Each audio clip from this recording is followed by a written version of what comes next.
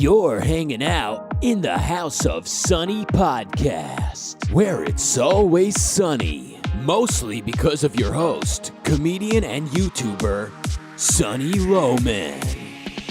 Want to know what Sunny and her friends are thinking about this week? Well, here she is, Sunny Loman. Welcome to the House of Sunny podcast. I'm here with Doug from The Rational Capitalist. Hey, Doug. Hello. And our special guest this week, friend of the show and regular contributor, Professor of History, Alexander Marriott. Thanks for joining us, Alex. My pleasure, as always. With Alex's help, we're going to learn a thing or two about the history of immigration today. But first, jokes. We have a voicemail, guys. Nice. Here we go. Here's a joke for you. A woman decides to get a porno movie, so she goes to the store and picks the one with a fairly dirty title. When she plays the movie, the screen gets fuzzy and nothing is going on.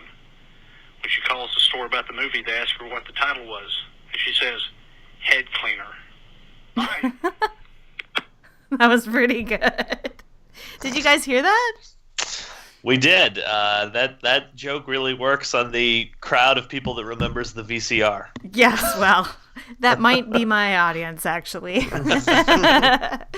That might be the best joke we've had called in. That was good. That was a good one. Yeah, took me a minute.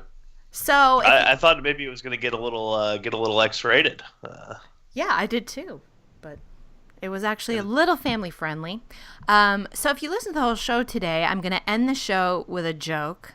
So stay tuned. You may not fast forward. You must listen to the whole thing in order to get the joke. Okay? Right, Doug? Right. All right. Wow. Okay, so but first, before we get into immigration, I have a few things I wanted to cover. Have you guys listened to this Yanni Laurel controversy thing?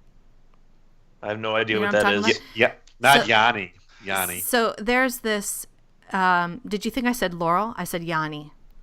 No, I thought you meant Yanni, the composer Yanni. The world music guy. Well, it's spelled Yeah, the probably. same. So, do you remember a while back there was this thing on the internet where there was a dress and people either saw it as blue or gold? Yeah. Okay, so this is like the same thing except with sound. There's this recording and some people hear Yanni and other people hear Laurel. What? And yes, and so I'm going to play it right now. You guys tell me what you hear. All right, here we go.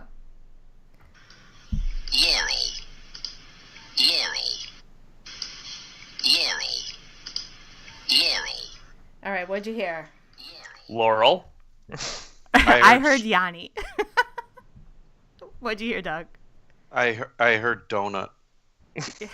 You always hear donut. I've been telling you. No, I on heard a diet. Laurel. But you did not hear Yanni. I did hear Yanni. Yes, I absolutely Shut heard up. Yanni. I'm not kidding. It was crystal clear, Alex, that said Laurel, right? I know. I don't. Yeah, absolutely. And I don't even slightly hear Laurel. And so last night I heard Yanni. This morning I heard Laurel. And then this afternoon I listened to it again and I heard both. And now I'm just hearing Yanni. I don't understand this, but I'm telling you guys, look it up if you haven't done this, look it up on the news and check it out. But anyway, put in the comments, did you hear Yanni or Laurel? That's kind of cool. I don't really know why But that works. if you played it again right now, could we hear something different, or do you I always hear it the same way? Well, But like you're I saying- said, I've heard it different ways, but it might be what they're saying is that depends on whether you're hearing high frequency and your brain is filling in gaps. So I don't know. It kind of freaks me out because it makes you doubt your perception. You know what I'm saying? Like, I'm hearing Yanni. So in other words, disturbed by you hearing Yanni. Yeah, that's weird. now, So in other words, when I always hear, "Oh, you're so hot. You have such a great physique," somebody's actually insulting you. someone's actually saying, "You fat ass. You you're fat disgusting." fuck. You're gross. Get out They're of my actually just face. calling you Yanni. Now I know why guys are persistent in a bar. Like when you're saying, "Get the fuck out of my face," they're hearing, "Hey, I like you." We're just confused as to why you keep saying Yanni to us. Instead of when sometimes when people say no, I'm thinking they're saying it's on. Right. Well, you guys should listen to it later. Like whatever you heard, listen to it later, listen to it in the morning, see if you hear something else. Because I've heard something else every time I've listened to it, but it seems like it has to be different times of the day. Not the same, not in the same moment. So, because last night it was all Yanni for like an hour. I didn't, as long as I was listening to it, it was always Yanni, and it's that way now. I don't know. Maybe I get tired and it changes. I don't know. Yeah, maybe it's mood. Like when you're feeling a little sassy, you're hearing Yanni, Yanni, Yanni. And when you wake up and it's just like, ugh, you just hear Laurel. Ugh, it's horrible. Now people with the name Laurel are going to be pissed about how you've just characterized their name. So the other thing I wanted to say, last week's episode, we went over in detail the This Is America video, and I was right all along. Like I heard somebody in an interview asked him, to explain it, and he said, "I don't want to explain it. You bring your own ideas to it. I make the art. I put it out there. It's for you. You decide what you want it to be." Like that's exactly what I thought this video was. It didn't really take a stand one way or the other about anything.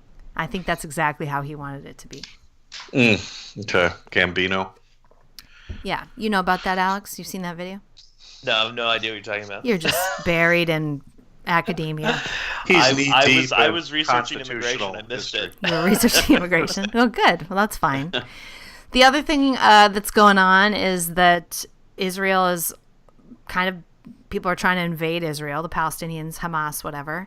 And NBC writes the following. So do you guys know the story? Do I need to give more background than that?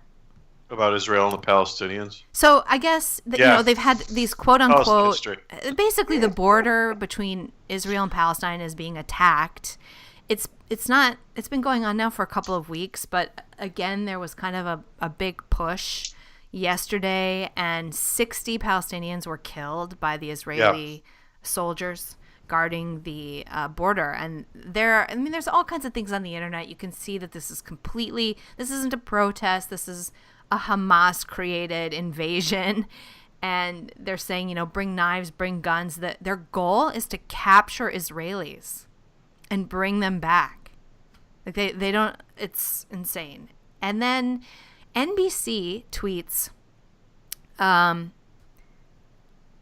Harun Mogul, I don't know, like he quotes him, "A hugely disproportionate number of Palestinians die, while few, if any, Israelis ever do, in this case 0. Still, Israel claims it's defending itself." That's what NBC News commentator said about the situation. And I just wanted to go on the record and say that that's crazy that you think that the Israelis have to die in order for it to be moral for them to guard their border. Like we have to have some kind of equal killing here. It's typical military strategy to make sure you get a number of your men killed in your engagements. You really want to make it equal. If it's not equal, you're not really doing it. Or lose more. That's called the no fair gambit. That's insane, right? I mean, when do people think that that soldiers should operate in a way that just if they don't, if we had done that in World War II, wouldn't that be funny? I mean, in a horribly, that's the weird, bizarro world these people operate in. They would never, if the United States operated that way, that we had to get a bunch of our people killed in order for a military engagement to be morally acceptable. All you would never hear the end of it about how many American soldiers needlessly killed, or sacrificed by whatever government was in charge. So it's a weird moral calculus that comes from, I think, just the inability just to state where your sympathies lie. I think their sympathies are obviously with the Palestinians. Yeah. They want to be very critical of Israel, but they can't because they're worried about being charged as anti-Semites. And so this is the way they've decided to go. That's a good point. So ultimately it's just because they've taken a side, but they don't feel like they don't have the moral right to take that side, really. So they have to come up with. They're quite worried about what the consequences would be if they just came right out and said, we're pro-Palestinian here, Right. and Right. this is the way we see it. I have a slightly different take on this, which is I think these people see everything through the lens of Marxism, which is oppressors and oppressed. And so they've already preordained in their thinking there are oppressors and oppressed. They don't see it as a case of Israel having a valid claim on its own border, just like they don't see the United States, in a sense, having a valid claim. When we go and attack some country for becoming a threat to us.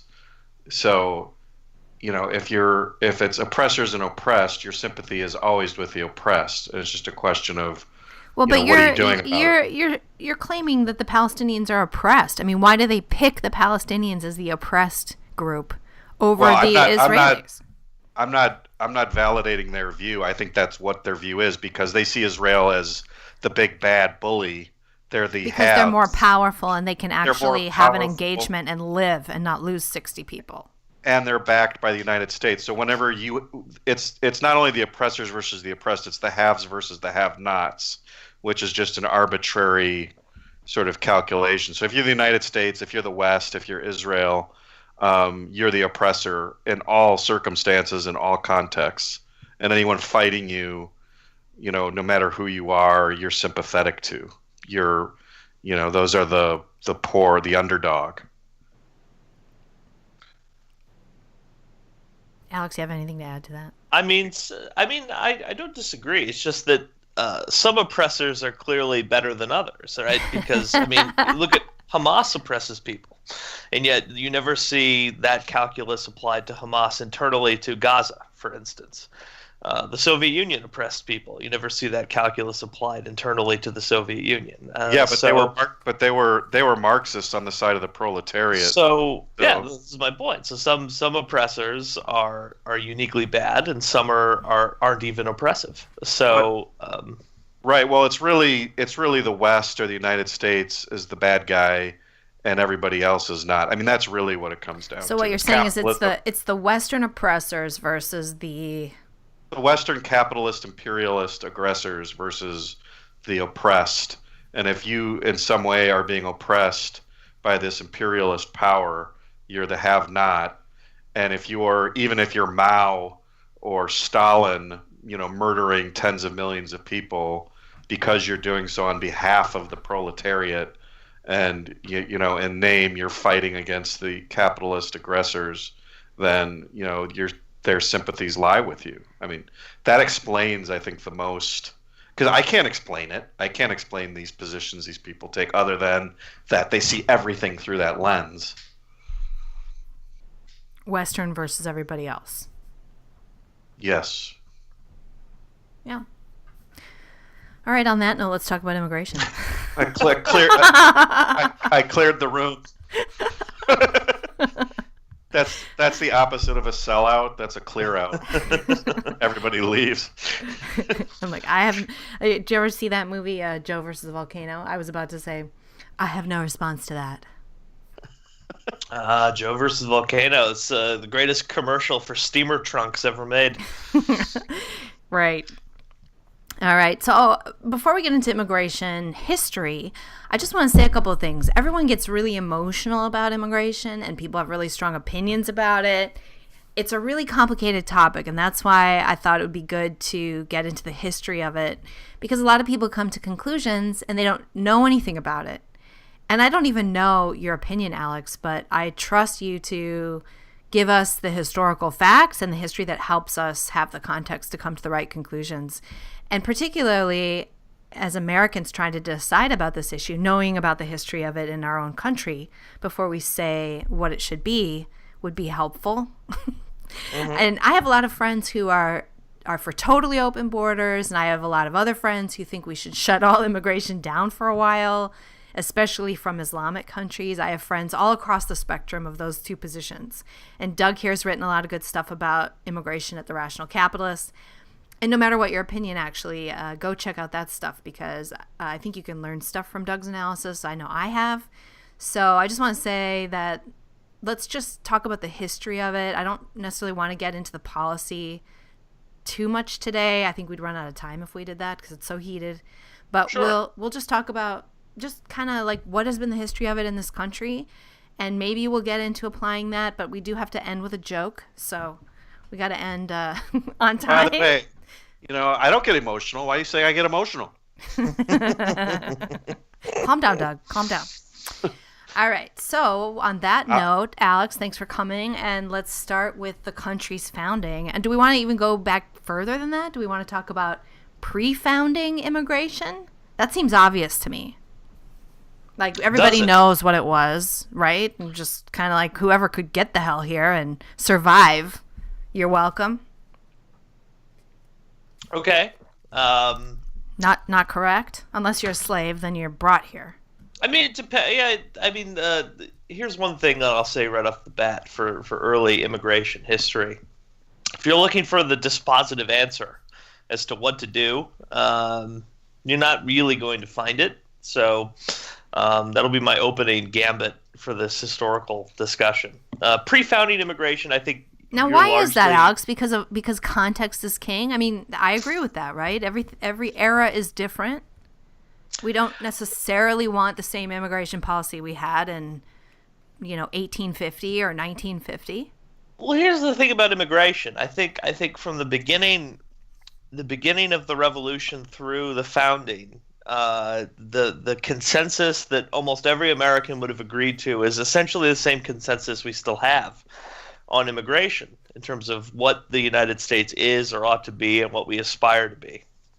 Where we get really, really caught up against one another and where they got caught up against one another is in the details of how you implement a very sort of, I think, generally held proposition about the United States being an open society, a welcoming society, one that wants people to know what America is and then either try to make themselves more like it or decide that their own country is such a woebegone shithole that they must venture forth and risk life and limb and everything they have to get to this place, the golden door that enters them into the land of liberty, right? So I think that the land of liberty.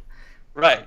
I think that has been the general thought of most Americans historically. You don't find a lot of really influential American leaders until really, really far into American history who take as a consistent position that immigrants as a subject is like a general idea are ipso facto suspicious and ought to be held back.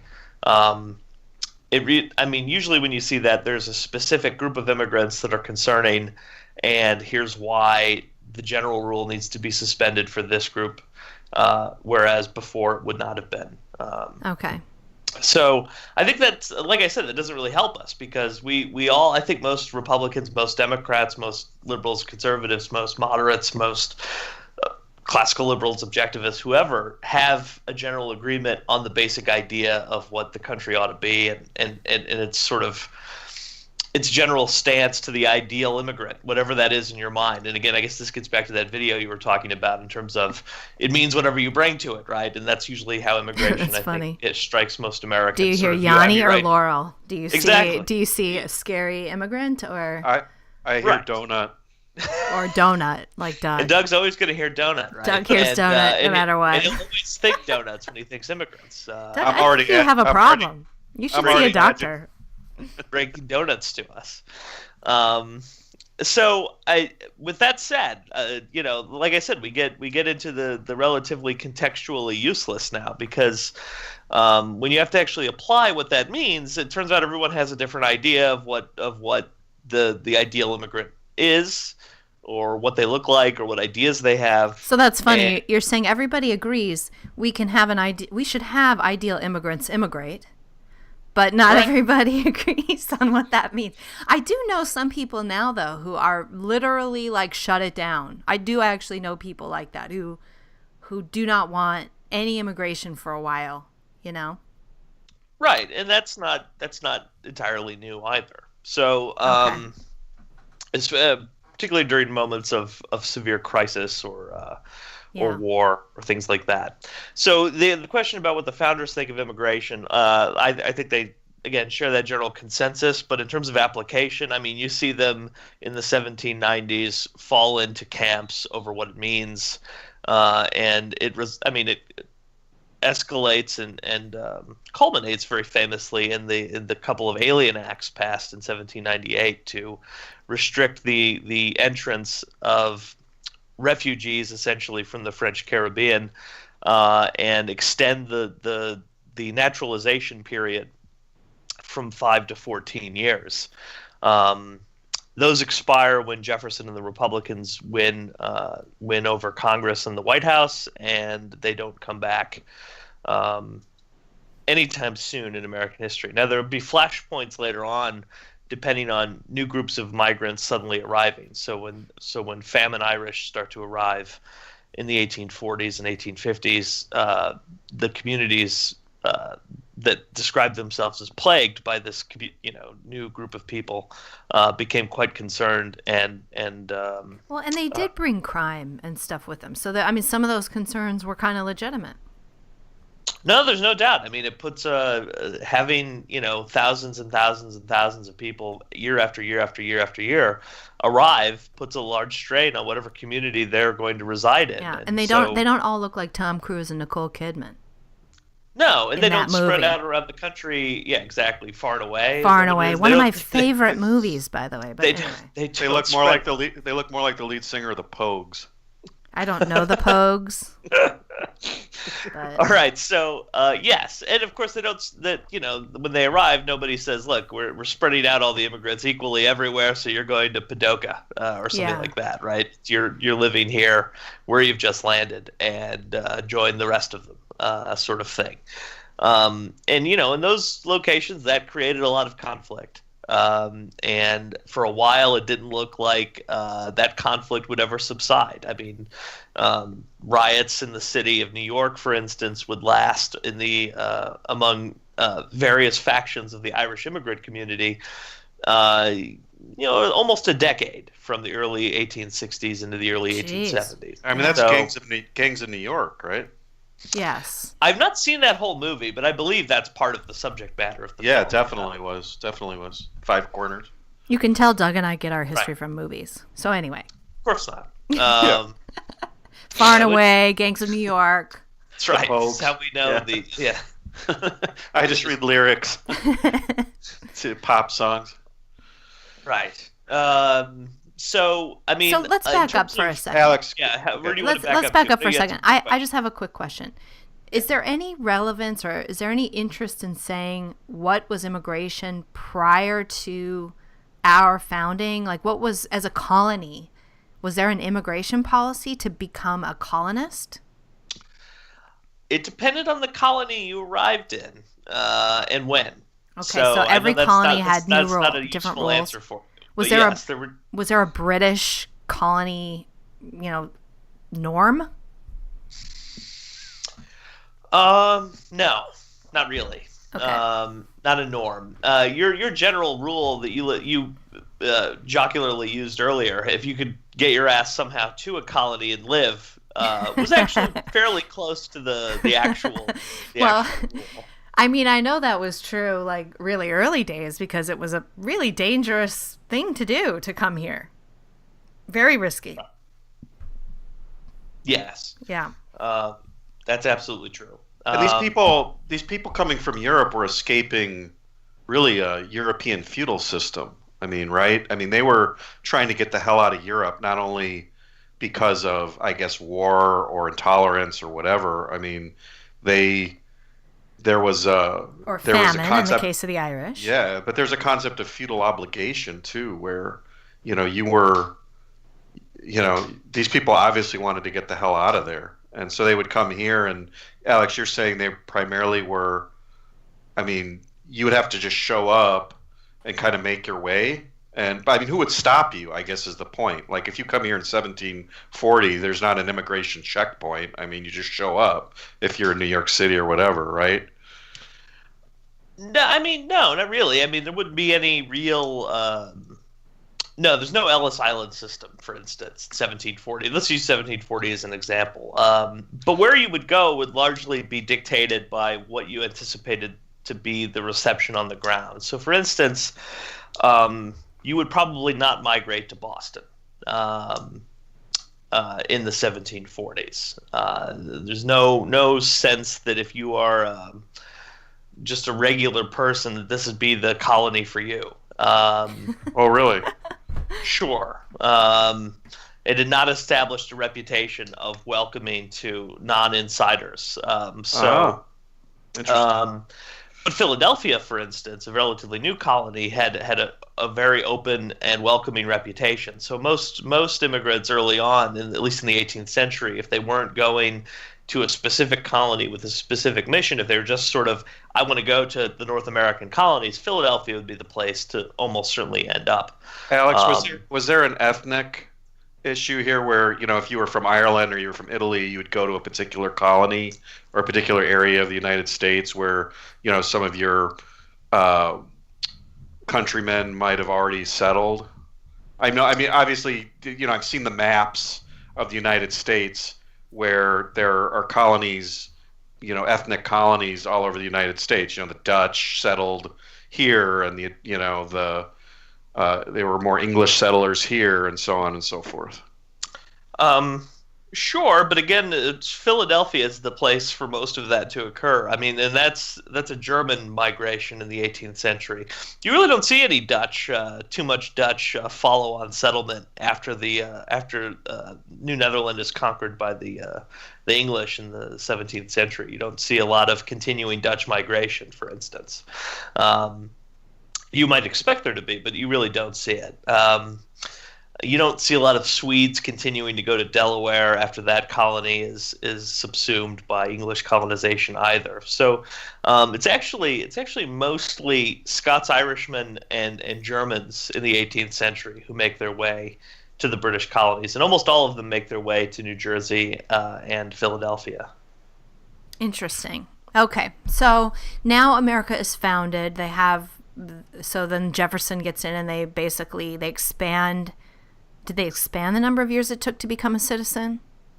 Is that right? No. Jefferson oversaw the return to the previous naturalization law. I so see. 5. Yeah, Alex, reduced it back to 5, and wasn't it then originally the other thing 2? that you said was what about what Jefferson did? I'm sorry, I have 2 different questions. Go ahead, Sonny. Thanks, Doug. Yeah, Doug is always hijacking. I'm agitated. It's all that Yanni talk from earlier.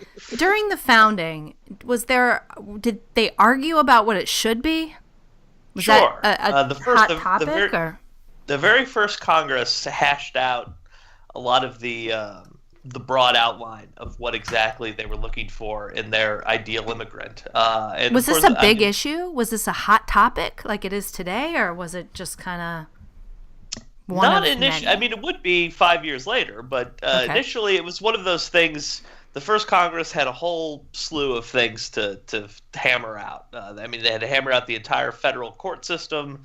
They had to hammer out weights and measures. They had to hammer out the patent system, and they had to hammer out naturalization and immigration. So that's what the first Congress spends a lot of time doing. That there's a lot of back and forth about what exactly the ideal immigrant is that they're looking for. They decide very early that there's going to be a time of naturalization, that there's going to be an emphasis on European migration. That's what they're most interested in. They codify that not by listing the countries, but by naming the ethnicity. The very first Immigration Act restricts naturalization and for immigrants to white immigrants. Wow. Okay. So that happens. What about slaves, though? That was okay? Slaves would continue to be imported on a state basis until 1808, when Congress could act. When Congress could act, it did, and banned the international slave trade the first of January so or then so. Then the question is, did they ban it because they didn't like slavery? Or did they just whoa, we can't have any more black people here?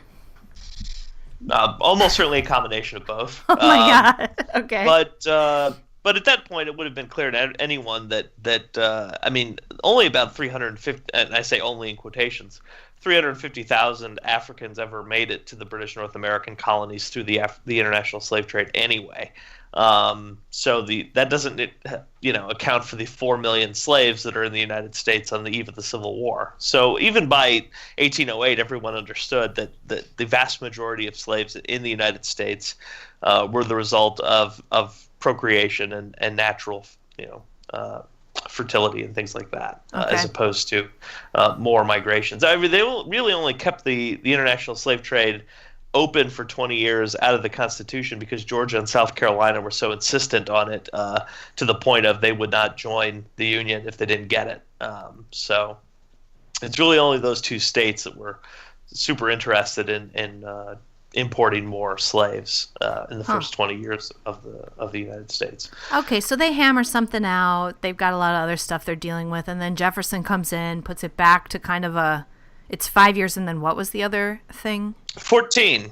The Federalists in 1798 made it 14. Okay. Period of years you would have to reside in the United States to become a naturalized citizen and be able to vote. Okay, and how did they emphasize white people? They actually would they have quotas? It was written in the law. But I mean, by a quota system, or how did they? No quotas. Just you had to be white. Period. Yes. No exceptions.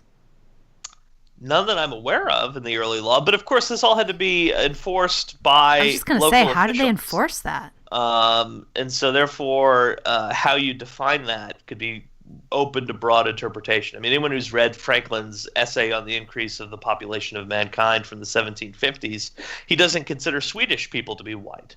Right. He considers them to be swarthy. So what? How this is interpreted really depends on who's at the front end of the line to decide who's an immigrant and who's not. In most of the cities run by Republicans in the late 1790s and early 1800s, everyone was white and they were all welcome. So how are white, blue-eyed, blonde people swarthy? You'd have to ask Ben Franklin. Okay, yeah, all right. He was very worried. Pennsylvanians in the 1750s very worried about the number of Germans and other foreigners with weird languages coming into the colony. Oh, so it was like your weird language. Meanwhile, English is based on German. I mean, it's same base as German, so. Very worried about Swedes and Germans. He preferred the Latin languages, eh? Yeah. He would have loved to have the Irishman and the Welsh and the Scots and the English. Interesting. So Jefferson comes in and he takes it from 14 back to 5 years. And what else does he do? Anything? No, that's the immigration law stays fairly. He opens similar. it up to the Barbary pirates, though. So I saw one of your questions was about that, right? Yeah, what right. is their attitude toward Muslims? Right. There's not a lot of Muslim immigration, so it never really comes up as an issue so much. I mean, there are Muslims in the United States. There's no question about that. And Jefferson very famously has a Quran that he reads and studies, a translation from what most Muslim scholars would consider to be a subpar translation. But he has it, and he'll often use Muslims as one of the many people welcome in the United States to worship freely, and that it's part of the heritage of the United States, its Constitution, the First Amendment, our tolerance and love of religious diversity, and this being a place where anyone can come and pursue the dictates of their conscience, that not only are all Christian sects open to do this, but so are Hebrews and Muslimen or Mohammedans or whatever they refer to them as at that time. So as far as that's concerned, there's no real developed school of thought among the founders that I've ever found that addresses the question specifically, are Muslims capable of coming to the United States and behaving themselves as good citizens? There were so few in the United States it just didn't come up. The opinion was, sure, why not? And right. Unless you're Spain, you might have a problem. Spain might have a problem. Yeah. But were they also, I mean, the law, I know the 1790 naturalization provided that, as you said, Alex, that it was white adult aliens. Did they consider people from that region to be white? They probably would have. Many North Africans are them. white, so, or at least white enough. And again, it really they depends considered on... Swedes to be swarthy. So I'm wondering if. Well, that was Franklin. I was just using Franklin as the example from the 1750s. Franklin was an odd duck. That's what I'm learning. Like I said, it really depends on who exactly the official is who's meeting the immigrant and how they categorize them. So, this became a very politicized issue very quickly. The Federalists became the party that was very anti-immigrant, and the Republicans, Jefferson's party, became the party that was very pro-immigrant. So if most of the ports of entry were in major Republican-dominated cities, then most of the officials who would have seen or screened immigrants for naturalization would have been Republicans, and they would have had a very favorable or lenient attitude toward deciding whether or not the immigrant in question fit the law. So especially as the Federalist Party dies and disappears. So immigration policy in the United States early on, after the political strife of the first 15 or so years passes away, was very, very lax, very open. And it doesn't really become an issue until the Irish and the Germans start migrating in massive numbers in the 1840s. Okay, let's talk about that. Well, I think everyone is vaguely familiar with the Irish migration, right? Fungus destroys the potatoes of Ireland, and people starve to death. And so many, many Irishmen migrate away. And Germany's immigration situation is more complicated. It has to do with some laws concerning religious tolerance and who's left out of them.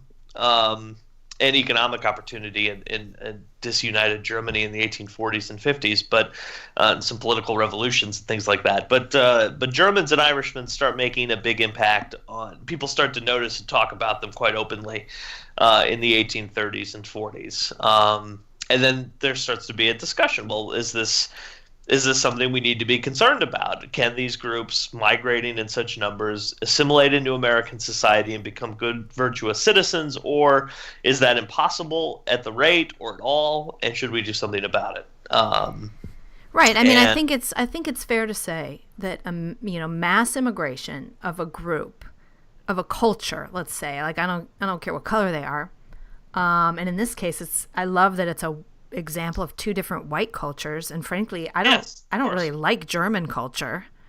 When I was looking for an au pair, I was looking around the world, and they have you like check box what countries you would like to look at, like France, England. I didn't check Germans because I didn't want like a really uptight, inflexible, my parenting style is a little looser than that. I didn't want somebody to be like, I need rules and I need to put rules on your daughter that, Wait a second. Crush her little baby spirit. But what about the Sound of Music and, Austrians are different now. They're a little different. They're the mountain people. They're like the Hmong of Laos. They're a little different. Just kidding.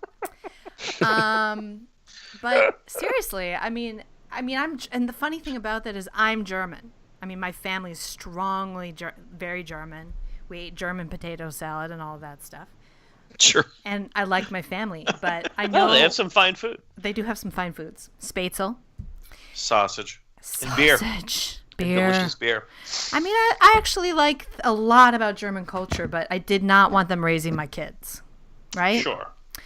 Or running your country. But can I ask Alex something real quick? Sure. Because there's something, you said virtuous, and in some of my casual reading of what the founders said, that was one of the characteristics that they all identified and has some relevance, I guess, today, which was that they didn't just they said we not only want people to come here and enjoy liberty and enjoy our country, they wanted virtuous people. So they always seemed to emphasize this idea of virtuosity. And I don't know if that was ever, I don't think it was ever codified, in the law. I don't know how you prove that. But that's an interesting concept. I wonder if you have any thoughts on that, if you agree that the founders did emphasize that or stress that, or if that was like a universal. Was there this idea of virtuosity being a characteristic that was, either important or that was even codified or attempted to be codified into law in some way? I mean, that's of course. I mean, this is one of the legacies of classical republicanism. Republics, the ancient republics, sort of. How do you have a people govern themselves if they're not virtuous? And the answer was they don't. They can't. They will quickly fall into anarchy, and somebody will have to assert dictatorial control over them to have a functioning state. So the American founders are quite interested in the idea of virtue. The question is, how do you inculcate virtue in a liberal society? Because none of them wanted to endorse any of the solutions that the classical republics had adopted to inculcate virtue. So Sparta is a good example. Sort of Sparta is a republic, but it's a republic built on the backs of an enslaved nation that does all the work for the Spartans while they brutally maintain discipline among themselves. And they also money killed and have their no babies. commerce and throw babies into pits Throw and babies all the rest. off the cliff if they don't meet the criteria. Sometimes it has to be done. Exactly. So Sparta did that to maintain virtue among themselves, right? And to an abstemious, psychotic level. Nobody wanted to go down that road. So how do you inculcate virtue? And the founders thought that mostly that would have to be done through education and in the home. That this is why mothers were so important in the thinking of early Republicans in the United States, that they would be inculcating this virtue. And if you ever watch the I'll bow to your movie thing, HBO's John Adams series, right? Abigail is at home teaching the boys Latin and Greek, right? All the children Latin and Greek, right? They're learning history. They are learning about the classical concept of virtue in the home, right? That was what she was doing. He's out doing the lawyer, and she's at home teaching classical languages and classical ideals. So and the jury, the institution of the jury was supposed to be one of these institutions that would inculcate virtue, that you would learn the law, that you would be a check within the courtroom on the prosecutor and the judge and that sort of thing. So there were all sorts of ways they came up with or thought would actually inculcate this I'm sorry. Let him finish his point out. Let him finish his point, Doug. Well, okay. No. I was just going to wrap it up and say, for the Irish, for some Americans looking at the Irish, there was a very sort of Protestant-heavy definition of virtue when they looked at the Irish. Could a people who were not versed in English law, in fact, had been brought up in an antagonistic tradition, who were not versed in the sort of Protestant Reformation's litany of battles against the Catholic Church and against Catholic monarchies, it's probably the idea that they don't have independence. They're right. Yeah. They have that independence, that idea that they could stand up to authority. Right. People who have to take their marching orders, as Protestants imagined, from the priest, from the cardinal, from the Pope. And a lot of Protestant Americans said, no, obviously not. They could never do that. And if they become the majority of the population, you're going to have an unvirtuous group of people with the vote who can suddenly dictate what the law looks like. So that was the basic argument against Roman Catholic Irish immigrants, that they were sort of racially, by their own character, by their own politics, by their own religion, kind of an inferior sort of group of people. And you can see this in the cartoons that the very famous cartoonist Thomas Nast, was himself a German immigrant, would draw about the Irish corrupting New York politics in the 1860s and 1870s. He drew them in a sort of simian way. They did not look fully human. They looked like they were somewhere on the line between the advanced primates and a fully formed human being. And that was on purpose, to send the clear message. These are not exactly fully functioning humans. They weren't civilized. Right, of course not. Right, they came from this barbarous Celtic wasteland called Ireland. Well, that discrimination also persisted into the 20th century. I mean, with the discrimination against Italians and Irish were seen as these sort of Cretan Catholics, right? And Kennedy was really the first Catholic president, I think. I don't think there was He a Catholic president before the 1960s. There was the campaign that Hoover ran against the first major Catholic nominee, the New York Governor Alfred Smith, and Al Smith had a concerted campaign run against him in Democratic strongholds, places like Texas that were emphatically anti-Catholic. They broke with Texas Democrats broke with the party and said, you got to vote for Hoover because you vote for a Catholic, country is doomed. Wow. And I was just real quick on that issue of virtuosity. Was that somewhat behind the early support for public education that many of the founders endorsed? I think John Adams and others famously were in favor of like public education. Was the idea there, the inculcation of virtue within the population? Absolutely. If you look at any of the directives drawn up by any of the founders who got really into the weeds on the whole education issue, Jefferson's a good example, Franklin's a good example.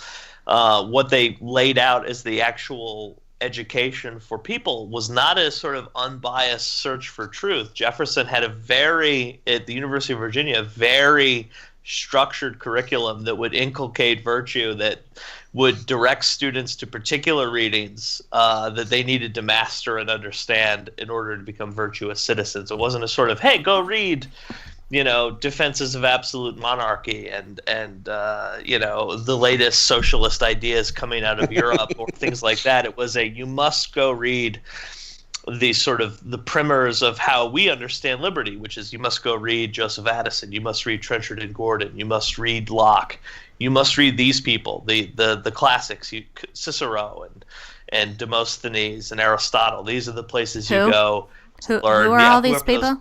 Whoever all those I don't even know right? who those people are. Are those bands? Right, exactly.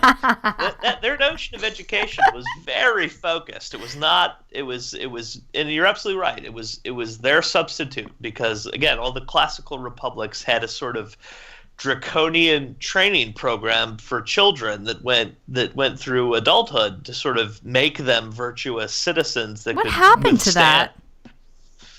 The draconian training system or the education system? Did we lose the draconian education system because of the Irish? And their lack of civility? Draconian system. The idea of a loving mother who would teach you all the virtues of being a Republican citizen and some sort of rudimentary education that would take you through a canon of readings that would make you understand how important liberty was. That was the early education system for a lot of people. And it's not just that, right? It's that sense of life. It's that, like you said, it's that spirit of, and as Ayn Rand has said, there's a spirit of disobedience that Americans have. That's sort of the description of the sense of life that maybe, and I'm not saying Catholics don't have it, because I'm not saying that. I don't know, but I can see why they would say, okay, if you have to obey a pope, then maybe you don't have the right spirit. It's not even just that you don't know Locke or whatever, but we want people here who aren't going to vote in a king. Well, you specifically had to renounce your allegiance to foreign princes or foreign states or renounce hereditary titles, anything like that. You had to renounce to become a citizen. Absolutely. So I could see them being very weary of someone whose allegiance is really to the, foreign church. That's right, which is why even today, Meghan Markle will not be eligible to run for public office unless Congress explicitly gives her an exemption from that clause, because she will have a foreign title. Right. Now, doesn't she have to renounce her American citizenship to become a British titled person? I assume that probably is also the case. Yeah, seems like it. And then I have another question for you, Alex. Will her dad be at the wedding? Because that's the big question. I've heard no. Okay. I've heard no. Will she come back for the 8th season of Suits? That's the big question. That's Doug's really big problem. I think that's his favorite show. No. Alex, he's not kidding. That's his favorite show. It's not my favorite show. It's maybe my 3rd favorite show. Well, Come there on. you go. All right, so we're at the Irish. Where do we want to go next? How about what is next? Ellis Island and the whole All right, Civil War migration? So I heard, there was a lot of questions about the Ellis Island. When does that become a thing? Doug, you also had a question about the Statue of Liberty, I thought. Yes. Okay, so Statue of Liberty, that's a relatively easy story. French reformers want to donate a Statue of Liberty to the United States because they are enthralled by the Civil War. Specifically, they're enthralled by the end of slavery. So they want the Statue of Liberty to be a commemorative, heroic monument to the fact that slavery is ended. Now, by the time they get enough money to build a Statue of Liberty, we're talking about the end of Reconstruction. Americans are kind of tired of the Civil War in a lot of ways. And so there's not a lot of excitement. And plus, we're in the midst of a economic meltdown at the moment. So there's no money forthcoming because all the French want is for us to build a base. Build the podium that the thing will sit on when they send it over. And we're like, nah. No, can't do it. And whatever. I put up a giant statue. So eventually a New York newspaper, Joseph Pulitzer's New York World, runs a campaign among the people of New York to raise money. The $100,000 is what it was, to build the pedestal for the statue. That's great. I didn't know that. That's fantastic. And people donated pennies and quarters and dollar bills to this, and eventually they raised the $100,000 and they built the pedestal. And then the thing, which had been sitting in a French warehouse in pieces, was transported over and constructed. And at the time, and I was just reading a book about this, book that just came out, a very good book, by the way, and I'll tell you the name and the author. It's Tyler Ann Binder's City of Dreams, The 400-Year Epic History of Immigrant New York. And no indication at the time when they constructed this thing, at the dedication, the speeches that were given, that the Statue of Liberty had anything to do with immigration whatsoever. Wasn't the light supposed to be shining outward to the world? In other words, her lamp was supposedly a beacon going outward in a sense. So Lamboulay and what the hell's the name of the sculptor? I forget. Their idea was that this was celebrating emancipation. The Americans who got it built were sort of the New Yorkers that got it built, I should say. Were mostly thinking that this was celebratory of the centennial. Or an honorific for the city of New York itself. As for how the statue is situated to the harbor or the rest of the world has to do with however they erected it when it got here. The guy whose idea it was already dead by the time it showed up. So whatever his thoughts were about what it meant in 1886 when they actually erected the thing are lost because he's gone by the time that happens. Now, Emma Lazarus, who wrote the very famous poem that becomes the plaque at the base of the statue, had written that poem as part of an earlier fundraising drive to get the thing built. And she was she was a Jewish woman in New York, a poet, obviously, who had been involved with sort of dealing with the early 1880s influx of Eastern European Jews who'd been arriving in the United States to escape violence and racial pogroms, essentially in modern-day Ukraine, in the early 1880s. And so when they asked her to write a poem for this, what she would call the new Colossus, to try to get it here, that's what she was thinking about when she said, bring us your tired, your poor, your hungered masses, yearning to be free, et cetera, et cetera. That is noted in this book I just mentioned, was sort of a complete failure. The attempt of the rich and glitterati of New York to raise the money for this pedestal had failed miserably, which is why Pulitzer saw an opportunity to get the people of New York to raise the money, because he said this will be a people's monument for liberty. For everyone, not just a bunch of. He said this is not a gift from the millionaires of France to the millionaires of America. This is supposed to be to people of France to promote immigration from somewhere. It had to be sold as like. Pulitzer did not think of it as an immigration monument. He thought of it as a monument to liberty. That's what it was. Yeah. These French idealists were yearning for liberty in France. They admired America for its commitment to liberty. and they were inspired by the emancipation of the slaves. That's why they wanted to give it, and that's why we should build it, and it should be in New York, because Pulitzer was a New York booster at that point. He definitely didn't want Boston or Philadelphia swooping in and taking this thing away. But immigrants, as they started seeing it after 1886, this would be, of course, the first thing they would remember as they start coming into the harbor, seeing the statue.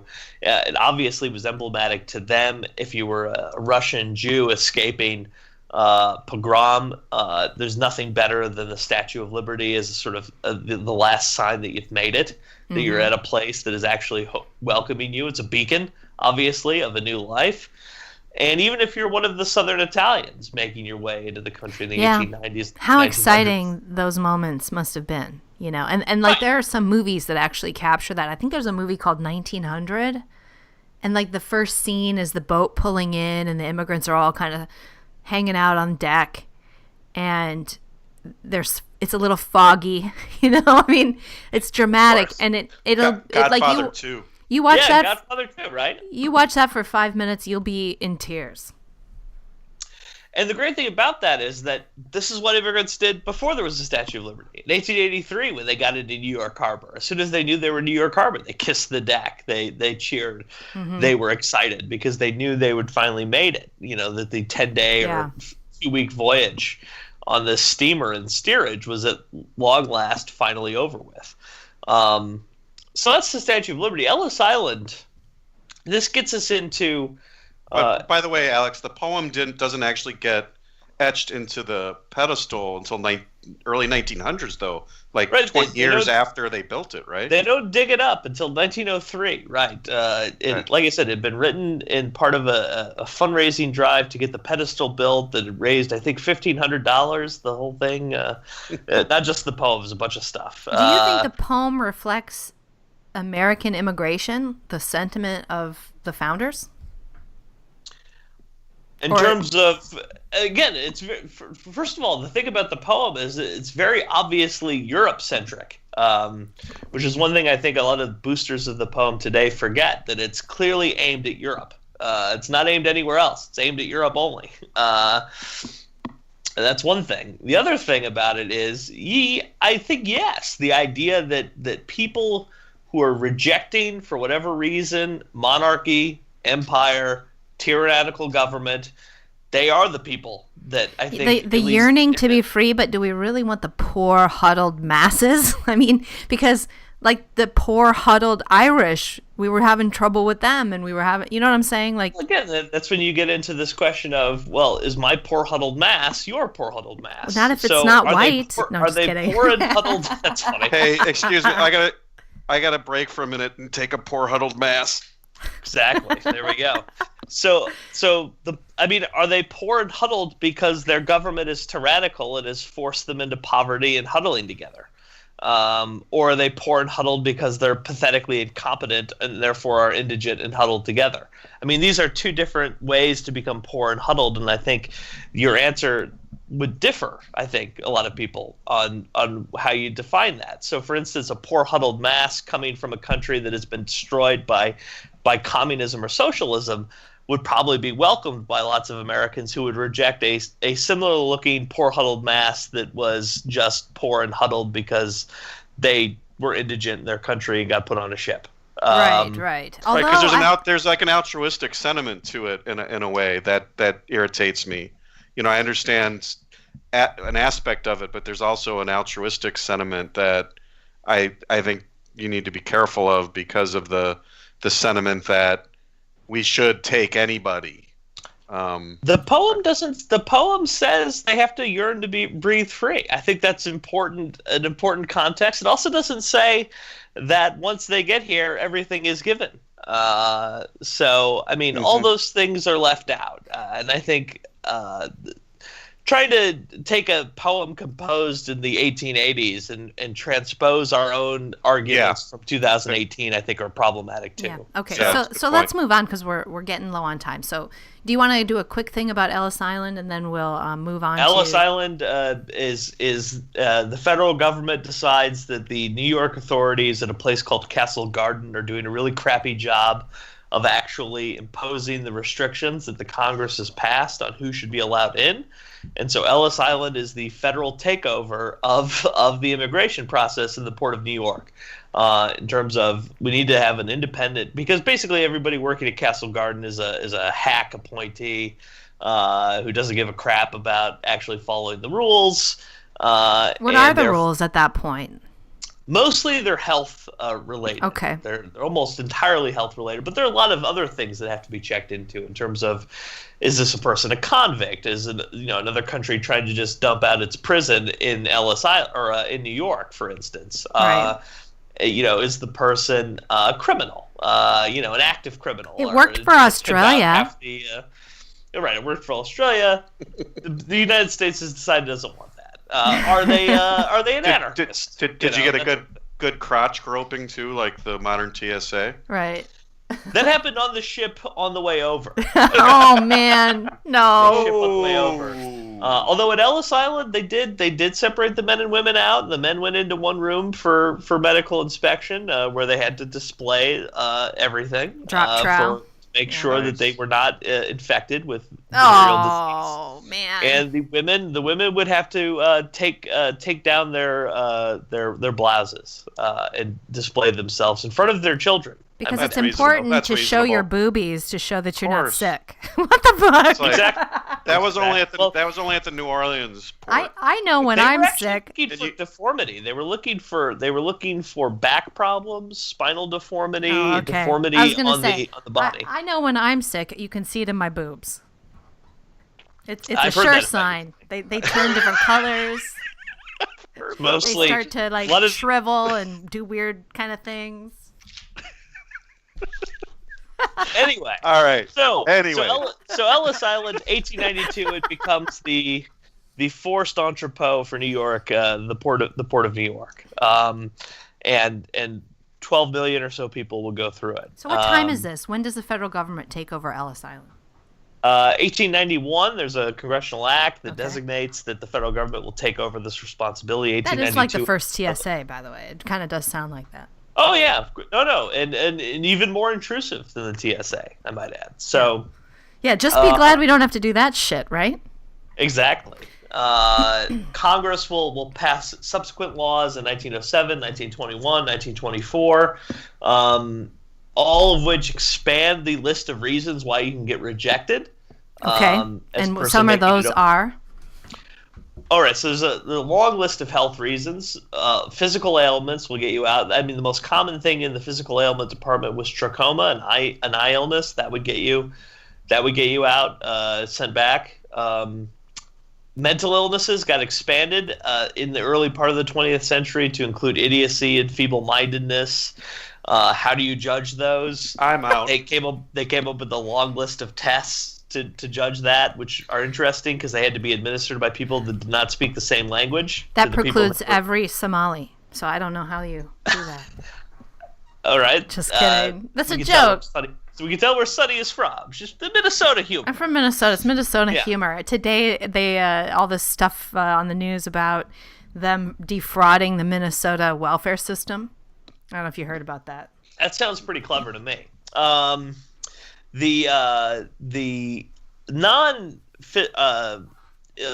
health reasons included a long list. It got bigger and bigger and bigger the longer this went on. So you see all the eugenics health reasons eventually pour into what the people at Ellis Island were looking for. You also then eventually see if you're an anarchist, that'll get you thrown out. The ass end of this became longer and longer. So the original Immigration Act, I think in 1891, had said there was a year sort of probation that if they found out you had lied or you suddenly became one of these things that you weren't when they screened you in Ellis Island, they could deport you on that basis. That eventually became 2 years and then 3 years, and I think it even got longer than that. Interesting.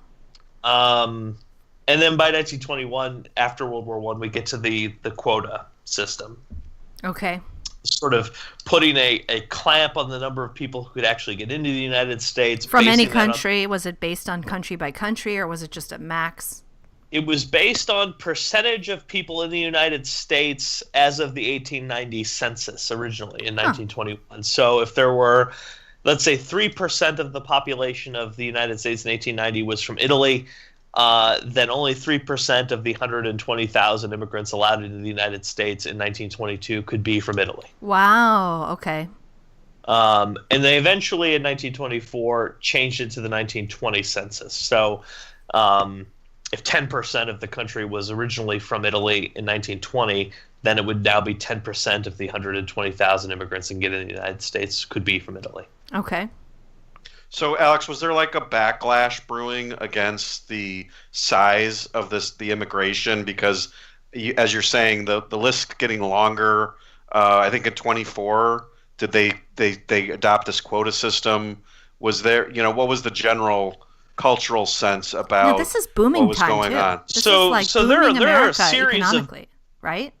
There are a series of backlashes against the different groups of migrants because at this point, if this had been Irish and German migrants coming in, everyone would have been okay with it because the new groups of people coming in are considered to make the Irish and the Germans suddenly look good. So we're talking Chinese immigrants and Japanese immigrants are both problematic but we're not talking New York anymore. We're talking West Coast immigration for the most part. That will lead to a Chinese Exclusion Act where no Chinese immigrants are allowed in. And what was the basis of that? There are a number of reasons. I mean, part is just racial antagonism on the West Coast, people not liking the Chinese immigrants. Part of it is humanitarian. A lot of the Chinese migrants were sort of bought and shipped in as railroad workers who were managed by firms in either Chinese or Western American cities. This so-called coolie slave labor, essentially. Yeah. So there's that reason that the only way to stop it is just to exclude all manner of Chinese migration altogether. There were exceptions to that, by the way. If you could prove that you weren't one of those sorts of laborers, you could still get in. Japanese labor was outlawed through the so-called gentleman's agreement with Japan, where the Secretary of State and the Japanese foreign minister basically came to an agreement where there wouldn't be any more Japanese migrants from Japan in return for the United States not passing a law that insulted Japan. Okay.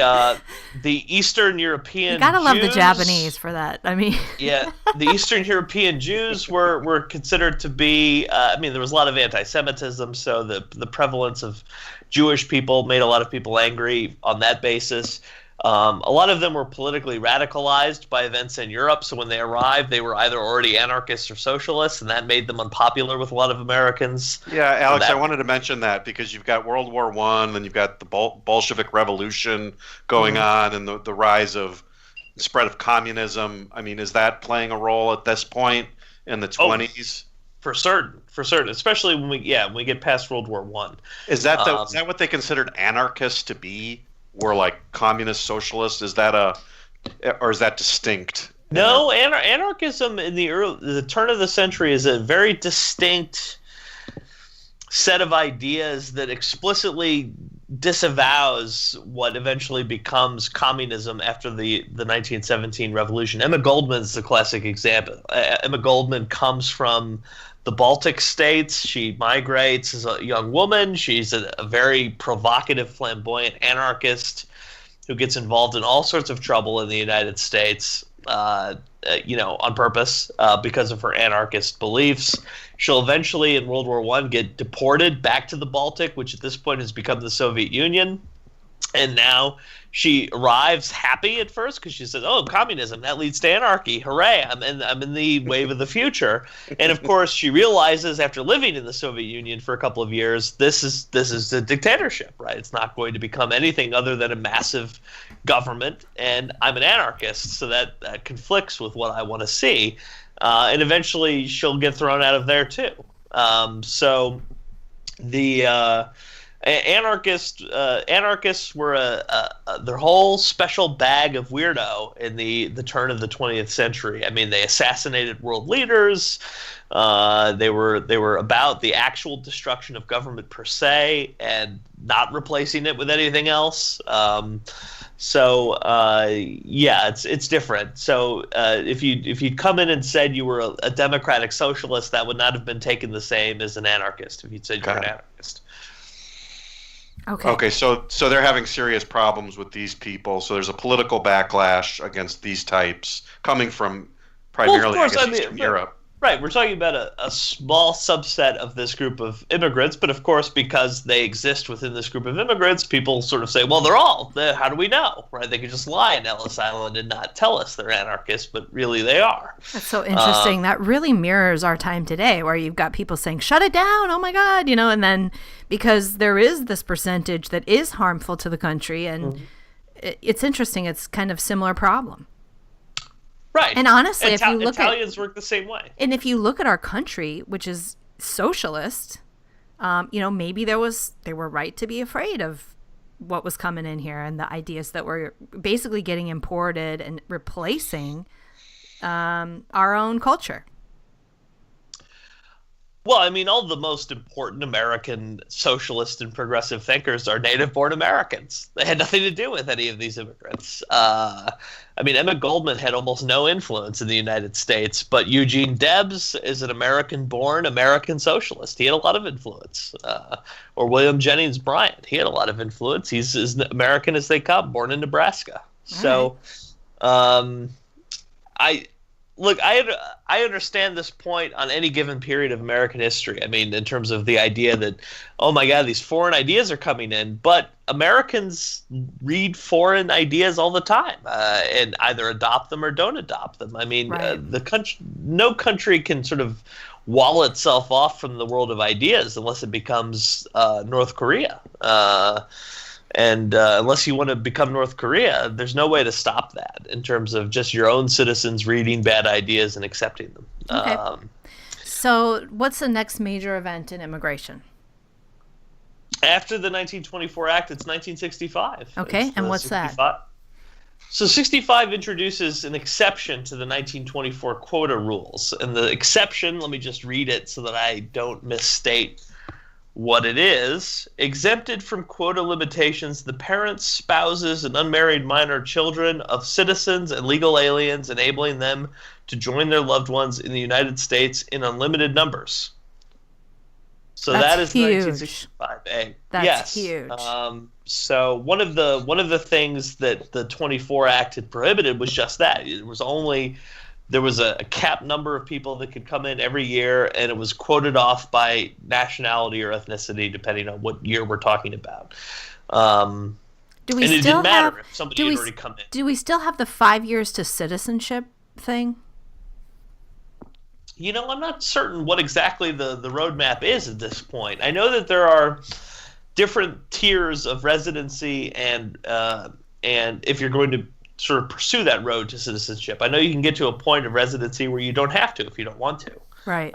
You're not pressured into it as a point of sticking around. So I think it's 5 years, but I'm not certain if that's still the time frame, to be quite honest with you. I know more about the past than I do about the present. Okay. All right. So 65, that happens, and really, has there been much of a change since then? 65, I think, is the last really momentous congressional act to alter the way the immigration system fundamentally works. I think they've tweaked. I think the ultimate quota number is 1 million now. I think is 1 million legal immigrants every year can enter the country. Okay. But without the exception I just read to you. So that exception is outside the million. Yeah, and that seems like migration. Yes, exactly. It's the chain migration thing. I mean, so if 1 million can come in every year, then we're talking millions of relatives can come in every year in addition to that. Absolutely. Yeah. Okay. So what about refugees? Is there anything interesting there? I mean, we have, I grew up in Minnesota, as you've mentioned, and when I was young, right after Vietnam, we took in a huge number of Hmong and Laotian into Minnesota. Tens of thousands. And so that wasn't through chain migration. That I don't know if that was part of the quota or if that was a refugee, so that was separate. Is that a congressional act? I mean, I don't really even know how that's accomplished. And then, of course, now in the last 10 years ago, it was a similar number of Somali refugees. Right. I think they're considered refugees. They're not considered. The earlier groups were considered refugees. So as far as I understand it, that is a Cold War legacy. So during the Cold War, very early in the 1950s, the issue of political refugees, sort of, because we had this quota, right? The 1924 Act set this very firm, very, very identifiable cap of how many people could get in, and they had to be from, percentages of the current population. So there was a question, well, what about if there's a bunch of refugees from communist countries that we would want to open our arms to because we're competing for the hearts and minds of the world? Well, you had the Jewish problem during World War II. There wasn't a concern for refugees during World War II. as sad as that is. It is sad, but there you go. No, there was not a similar concern because in World War II we're competing on a global scale for allies and friends like we are in the Cold War. So the Cold War is a different beast because it's largely focused on this unaligned portion of the planet, the so-called Third World. We're trying to show everyone America is a better place to be. When people run away from the Second World, the communist world, they have a home in the West. So every Western power becomes open to the idea of refugees from areas that have been impacted by communist or authoritarian takeovers. So that's I think the origin of our modern refugee policy. Now, the question is what happens to it after the Cold War ends? Well, like almost everything else that grew up in the Cold War, it sticks around after the Cold War ends, right? That includes the Department of Defense and the CIA. It also includes our refugee policy. So after the Cold War is over, our refugee policy is then sort of geared toward crisis du jour. Whatever is the crisis spot of the day. And today it's Syria. So right now it's Syria, and prior to Syria in the 1990s, it was Somalia. It was Somalia, right? And also not just Somalia, but the Balkan states. It was the Bosnians. Right, exactly. Yeah. And again, the refugees have been attacked by leftists when the refugees are all communist refugees, right? They don't like. The Democrats don't like. You think they love Venezuelan refugees pouring into the country right now, or Cuban refugees? They don't like Cuban refugees because they don't like Cuban refugees because they vote Republican. They're going to vote Republican, but Venezuelan refugees are going to vote Democrat. Do you think so? Yeah. I don't know about that. We'll have to see. It'll be interesting to see how that breaks down in terms of how they actually integrate in the United States and end up voting. Because I don't really know about Venezuelans, but a lot of South American immigrants tend to vote Democrat. Cubans have always been a great exception. Cubans are the only exception. Because they are refugees from a communist country, and the Venezuelans are refugees from an avowedly socialist country. Yeah. It'll be interesting to see how they end up voting, because refugees from communist countries end up voting more conservative. Yeah, but I think of it like Californians moving to Colorado. They take their socialism with them, and then they change Colorado. They don't learn from their mistakes. They're not strictly speaking refugees, right? I know they are in one sense, saying, but they leave California because they're like, oh my God, like taxation's too high. This place sucks. Like there's crime. I can't buy a house. I'm moving to Arizona. And then they bring their Nevada. Politics I used with to live them. in Nevada. That happened. Yeah, that or happened Nevada there too. or Colorado, Yeah. and they're in Texas now, and they're bringing their politics with them and changing those states politically. Yeah, that's certainly a possibility. They are not learning from their mistakes. So the question is, I don't know how or why the Cubans did. There must be a reason, but the Venezuelans, did they? I don't know. Well, we'll have to see. Like I said, the number of Venezuelans who've made it to the United States, there's a lag time between getting here and voting. So we'll see in the next decade or two. No, that's a really good point. because Venezuelan diaspora ends up voting. Because one of the things that group of people may sort of inculcate in their children is socialism is a sort of a siren song. It sounds good, and then it destroys the country. So don't ever follow Benito Sanders. He will destroy us. Right? But Alex, that wasn't real socialism in Venezuela. That's what I've heard. Yeah. John Oliver tells me that it's not socialism. It's not real socialism. It's just mismanagement of socialist ideas. Right. Just one or two corrupt individuals. They'll get it right. Yeah. Look, I think that Maduro should invite John Oliver to run the country, just to see John Oliver do it correctly. And then he could still do Last Week Tonight, where he talks about how last week in Venezuela was just a sort of screw up, and next week will be good. Yeah, and I only had to kill 50 people last week. Well, they can make Sean Penn the vice president because he was one of the early cheerleaders that went down and used to fate Chavez. That's right. He loved Chavez.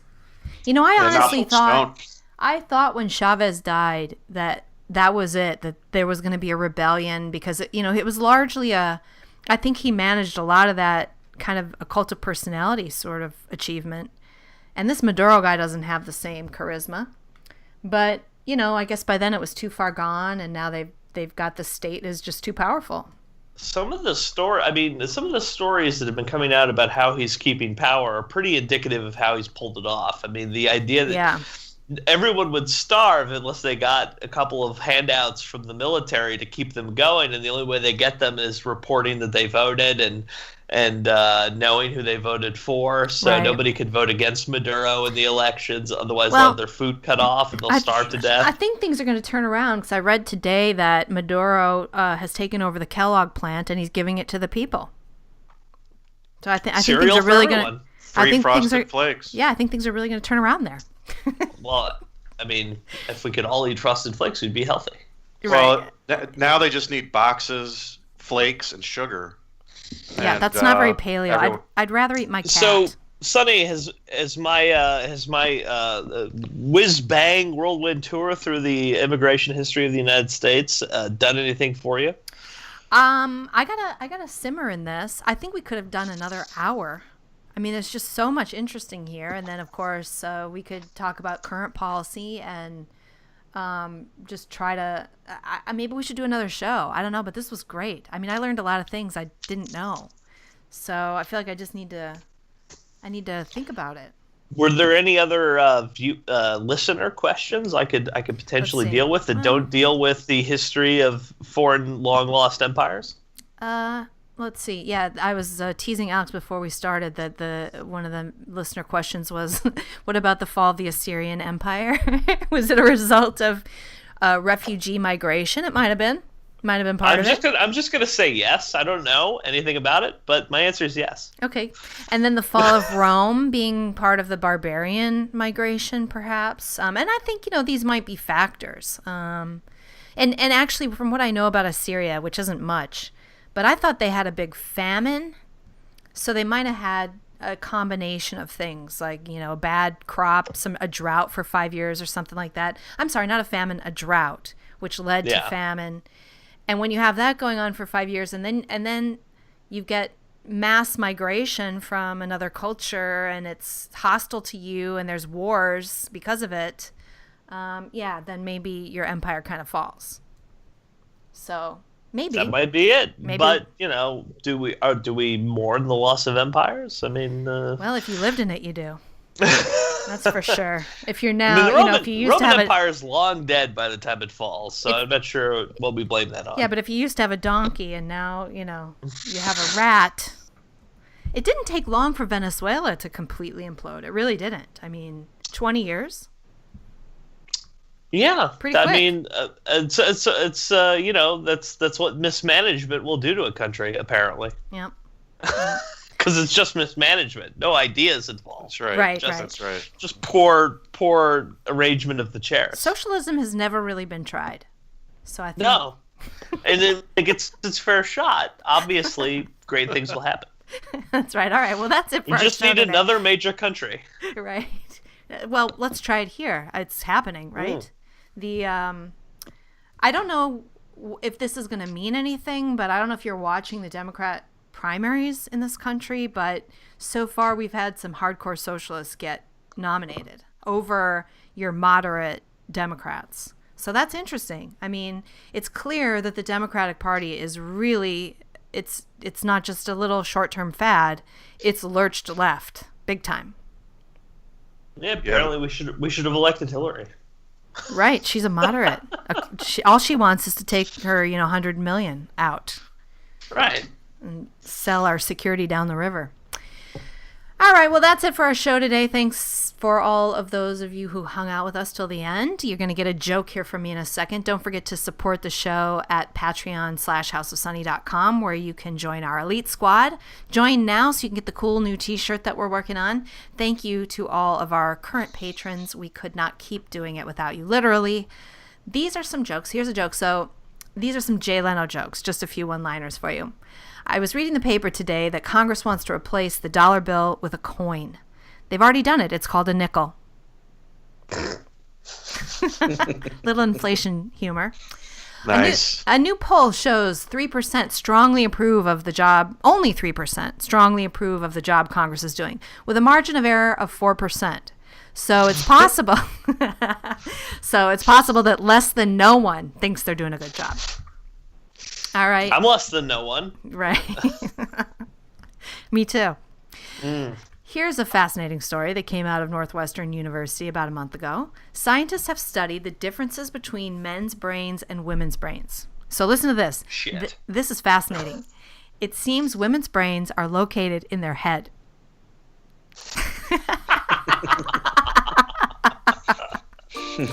All right, everybody. Thanks for joining us. See you next week.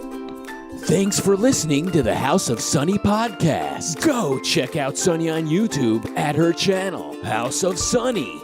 Everything Sunny does is fan-funded. And because she's likely to get kicked off and demonetized on every platform at some point, please support her over at patreon.com/House of Sunny. Become one of Sunny's elite squad and have access to behind-the-scenes footage, t-shirts, special events, and more.